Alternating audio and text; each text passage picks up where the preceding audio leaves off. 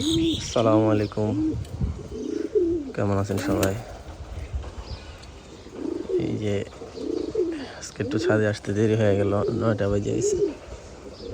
আইসা দেখি প্রচণ্ড ঠান্ডা পড়ছে,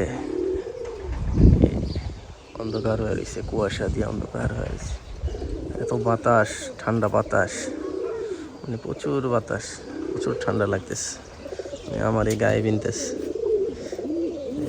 যে কবুতরগুলো যে রাত্রে ড্রপ দিয়েছিলাম, এখন সকালে এসে দেখি আলহামদুলিল্লাহ মোটামুটি একটু ভালো অবস্থায় আছে।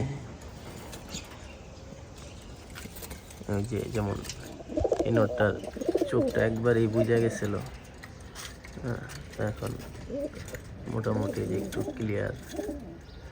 আলহামদুলিল্লাহ ভালো হয়ে যাব আশা করতেছি।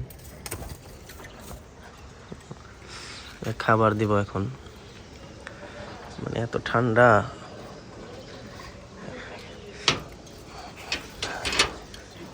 কাপড়টা যে খুললাম ভয় করতেছে, যে বাতাসে আগুন নাকি ঠান্ডা লেগে যায়। কষ্ট করে ওষুধ পানি খাওয়াইলাম, মোটামুটি একটু নিয়ন্ত্রণে আসছে। এই যে মোটামুটি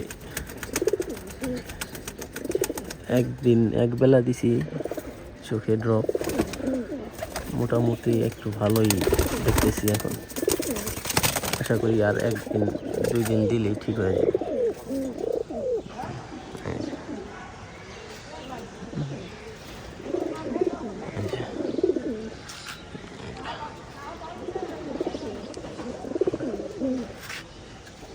প্রচণ্ড ঠান্ডা পড়ছে, প্রচণ্ড ঠান্ডা, পুরা অন্ধকার হয়ে রয়েছে। এখানে এগুলো আছে, সব ঠান্ডায় কুকড়ায় রয়েছে, এত ঠান্ডা পড়ছে। ড্রপিংগুলো একটু আগের চেয়ে ভালো হয়েছে, আশা করি ঠিক হয়ে যাব। আমি মনে করছিলাম ড্রপ অল্প কয়টা কবুতরে দিলেই হইব, এখন দেখতেছি যে না, কালকে যে ড্রপ দিলাম সব কবুতরের সমস্যা চোখে, সেই জন্য সবার এভারেজে চোখে ড্রপ দিয়ে দিছি। আলহামদুলিল্লাহ এখন চোখগুলো একটু ক্লিয়ারই দেখা যেতেছে। আচ্ছা, সবাই ভালো থাকবেন আর কবুতরগুলোর জন্য দোয়া করবেন। কবুতরগুলো আপডেট আবারও আপনাদের জানাবো কি হয়। ইনশাল্লাহ যখন আবার ছাড়বো কবুতরগুলো, তখন আপনাদেরকে আবার দেখাবো। কবুতরগুলো একটু ফিট হয়ে নিক, ফিট না হইলে ছাড়া যেতেছে না। দেখা গেছে যেহেতু শারীরিকভাবে ওরা দুর্বল, অসুস্থ হয়েছিল, কয়েকদিন ঠিকভাবে খাবার দিব, তারপরে ভিটামিন দেওয়ার পরে তারপরে কবুতরগুলো বাইরে ছাড়বো।